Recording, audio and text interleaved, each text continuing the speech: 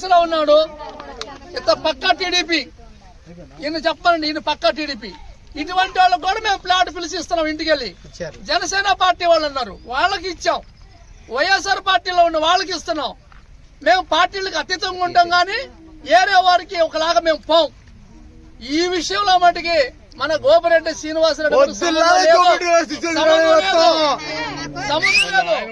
మన మంగపతి గారి సంబంధం లేదు.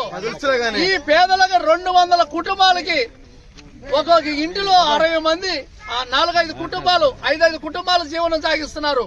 వాళ్ళకి ఇల్లు చాలట్లేదు. మేము మాట్లాడుకొని తల 1 సెంటు 35 సెంటు వేసుకొని ఒక్కొక్కరికి గృహాలు పంచుకుంటున్నాం.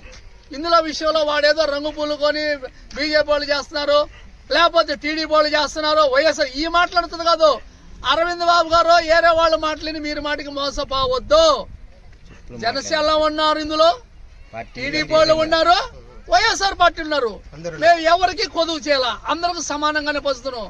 మాకు ఏ పార్టీ ఎక్కువ కాదు, ఏ పార్టీ తక్కువ కాదు, మాకంతా సమానమే. ఈ 60 కుటుంబాలకు ఇస్తున్నాం. ఇది 3.5 ఎకరం. ఈ 3.5 ఎకరంలో కూడా 200 కుటుంబాలకు మేము ఒక కుటుంబానికి 30 కార. ఎవడైనా సరే వాళ్ళు చెబితే వేయటం కాదు, ఇంకోటి చెబితే కాదు, మా ఇష్టానుసారంగా మేము పంచుకొని మీరు న్యాయం చేస్తారని మేము కోరుతున్నాం. నర్సరావుపేట క్రిస్టియన్ పాలనకి సంబంధించి క్రిస్టియన్ పాలనకు అనుకున్నటువంటి పోరంబాగు సుమారుగా 4.5 ఎకరంలో ఇద్దరు కబ్జా చేసుకున్నారు ఈ స్థలాన్ని.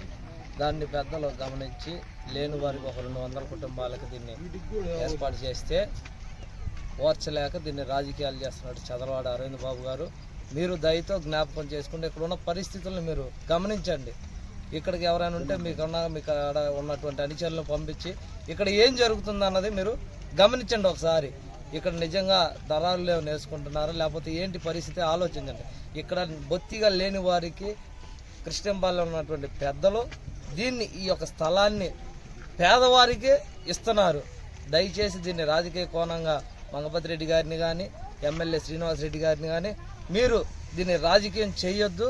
క్రిస్టియన్ పాలెంలో ఉన్న పెద్దలే దీన్ని నడుం కట్టుకుని చేస్తున్న విషయాన్ని మీరు గమనించవలసిందిగా కోరుకుంటున్నా. ఇంకొకసారి కానీ ఇట్లాంటివి చేస్తే మీ హాస్పిటల్ని ఖచ్చితంగా ముట్టడిస్తామని చెప్పేసి గట్టిగా చెబుతున్నా. అరవింద్ బాబు గారు, మీరు ఎవరు చెప్పే వాళ్ళ మాటలు విని మీరు మాత్రం ఇంకొకసారి కానీ ఇట్లాంటి వాటికి చర్యలు తీసుకుంటే మాత్రం ఖచ్చితంగా దీని మీద సీరియస్గా మేము క్రిస్టియన్ పాలెంలో ఉన్నటువంటి నిరుపేదలు మొత్తం మాదిగలు మొత్తం మీ హాస్పిటల్ ముట్టడిస్తామని చెప్పేసి గట్టిగా చెబుతూ డామ్ డామ్ అరవింద్ బాబు, డామ్ డామ్ అరవింద్ బాబు.